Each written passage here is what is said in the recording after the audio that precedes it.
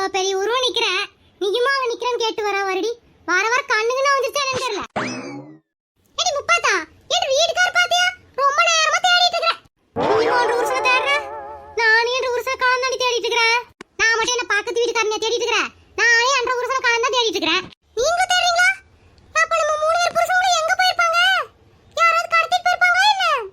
ஏன்னா இவ சொன்ன மாதிரி நம்ம வீட்டுக்காரங்க எங்க போயிருப்பாங்க? ஏடி முப்பாத்தா, ஒரு சமயம் நம்ம வீட்டுக்காரங்க யாராவது கடத்திருப்பாங்களோ? அடி போடி கூறு கட்டணுங்களா? நம்ம புருஷனை யாராவது கடத்த முடியுமா? அவனுங்களை எல்லாம் கடத்திட்டு போய் ஒரு மணி நேரம் கூட வச்சிருக்க முடியாதுடி. நீங்க என்னமோ பெருசா கடத்திட்டு போயிட்டுன்னு பேசிட்டு இருக்கீங்க. புஷ்பகா, நீங்க சொல்றது கரெக்ட் தான். ஏக்கா, போனே எடுக்க மாட்டேங்கிறாங்க, ஒன்னே எடுக்க மாட்டேங்கிறாங்க. அப்ப எங்க போயிருப்பாங்க? சின்ன மாடி புரியல. எலி எதுக்கு அமரத்தோட போகுதுன்னு மூணு பேர் புருஷனுங்களும் ஒரே டைம்ல காணாம போயிருக்கானுங்கன்னா இன்னைக்கு ஜனநாயக படம் ரிலீஸ். அதனால படம் பாக்குறதுக்காக நம்ம கிட்ட பொய்ய சொல்லிட்டு கேவி போயிருக்கானுங்க, கர்ம முடிச்சவனுங்க.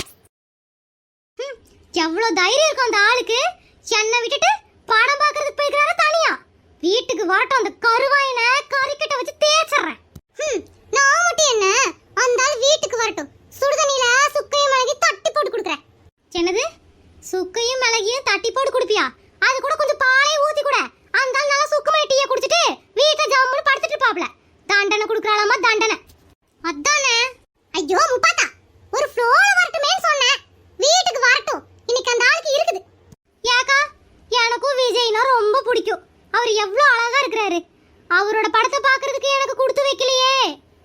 அதுக்கு என்னடி, நம்ம மூணு பேரும் சேர்ந்து படத்துக்கு போனா போகுது. நைட் ஷோ போலாமா? டிக்கெட் புக் பண்ணவா? ஏக்கா, நைட் வேற பிள்ளைங்களுக்கு சப்பாத்தி செய்யணுமே. எப்ப பாரு சப்பாத்தியும் குருமாவும் வச்சு கொடுத்துட்டுடி. நம்ம எங்கேயும் போக முடியாது.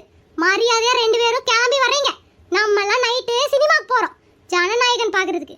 ஏண்டி, அந்த மனுஷனோட கடைசி படம், அதை பார்க்க வீட்டுல உட்கார்ந்து சப்பாத்தி போட்டுட்டு இருக்கற. கிளம்பி வாடி. ஏக்கா, நீங்க என் கண்ணை திறந்துட்டீங்க. நான் இன்னைக்கு ஜனநாயகம் படம் பார்த்தே ஆகணும்.